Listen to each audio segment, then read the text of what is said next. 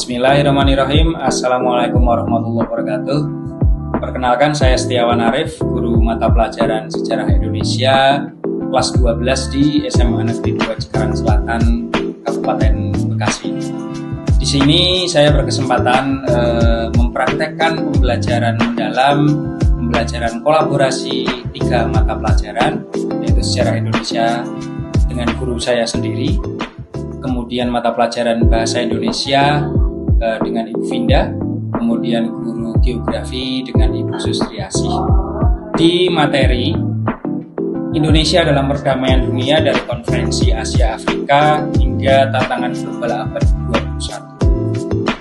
21. Materi ini ada di semester ganjil fase F kelas 12. Mode pembelajaran tatap muka, kolaborasi 3 mata pelajaran tadi, kemudian metode pembelajaran ceramah, tanya jawab, diskusi, demonstrasi, dan penugasan.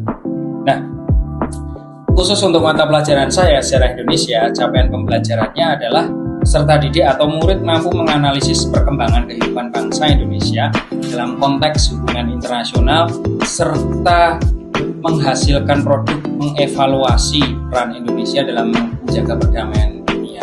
Nah, ini terjabar juga dalam tujuan pembelajaran. Jadi nanti peserta didik atau murid itu membuat produk dalam bentuk media atau tulisan atau non tulisan yang nanti akan dipresentasikan di kelas secara kelompok.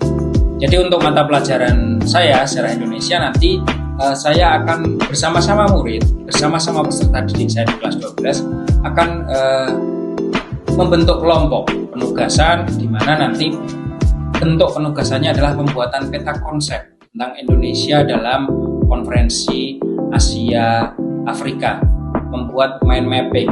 Ya, nanti akan dipresentasikan masing-masing kelompok di kelas dan kemudian direview. Kira-kira seperti itu praktek pembelajaran sejarah Indonesia dalam konteks pembelajaran mendalam atau deep learning bersama 3 mata pelajaran yang lainnya. Baik, perkenalkan saya Vinda Septina Munjariati MPD, guru mata pelajaran Bahasa Indonesia. Kali ini berkesempatan untuk berkolaborasi dengan mata pelajaran Sejarah Indonesia dan Geografi dalam menyusun teks argumentasi dengan tema Indonesia dalam Perdamaian Dunia dari Konferensi Asia Afrika hingga Tantangan Global Abad ke-21. Adapun fokus materinya adalah menyusun teks argumentasi kemudian mengonversinya menjadi infografis digital. Tujuan pembelajarannya yang pertama adalah mengidentifikasi fakta dan opini, tentunya ini terkait dengan historis Indonesia dalam perdamaian dunia. Kemudian yang kedua, ini mampu menyusun teks argumentasi yang logis, kritis, dan berbasis data atau fakta dalam sejarah yang valid. Kemudian yang ketiga adalah mampu mengubah atau mengonversi teks argumentasi menjadi infografis digital. Saya Sustriasih SPD, sebagai guru geografi, saya akan berkolaborasi dengan mata pelajaran Sejarah Indonesia dan Bahasa Indonesia. Indonesia dalam Perdamaian Dunia dari Konferensi Asia Afrika hingga Tatanan Global Abad 21. Materi geografi yang akan saya sampaikan adalah posisi strategis Indonesia sebagai poros maritim dunia. Indonesia merupakan negara yang memiliki posisi strategis, di mana Indonesia diapit oleh 2 benua dan juga 2 samudra, menjadikan Indonesia merupakan negara yang paling memiliki posisi yang strategis sebagai negara yang mampu mempersatukan antara Asia dan juga Afrika, benua Asia dan benua Afrika.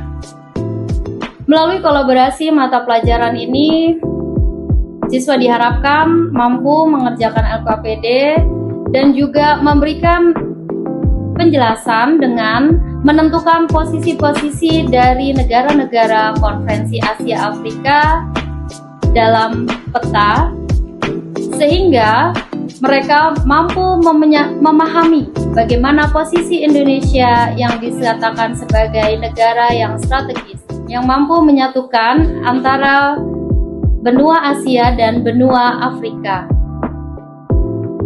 Alhamdulillah, Pembelajaran mendalam berkolaborasi antar mata pelajaran sejarah Indonesia, bahasa Indonesia, dan geografi telah bersama-sama kami lakukan di kelas. Bicara tentang refleksi, saya sebagai guru merefleksikan pengalaman pembelajaran kolaborasi antar mata pelajaran, mendapatkan insight baru atau nilai baru ya, sudut pandang baru. Ternyata memang butuh effort lebih untuk menyatukan 3 guru dengan 3 metode mengajar dalam satu tema pembelajaran di kelas itu ternyata tidak mudah, butuh effort lebih, dan alhamdulillah kami bisa melewatinya tentu dengan bantuan anak-anak atau peserta didik yang sangat luar biasa. Nah, nilai-nilai baru atau pengalaman baru ini yang mungkin semoga terus bisa kami praktekkan nanti di pembelajaran di kelas, terutama mata pelajaran sejarah Indonesia, bahasa Indonesia, dan geografi. Tujuannya ya bukan kembali ke murid supaya mendapatkan hasil pembelajaran, pengalaman pembelajaran di kelas yang menarik, menyenangkan, dan berkesan buat anak-anak di kelas. Mungkin demikian refleksi yang bisa saya berikan. Wassalamualaikum warahmatullahi wabarakatuh.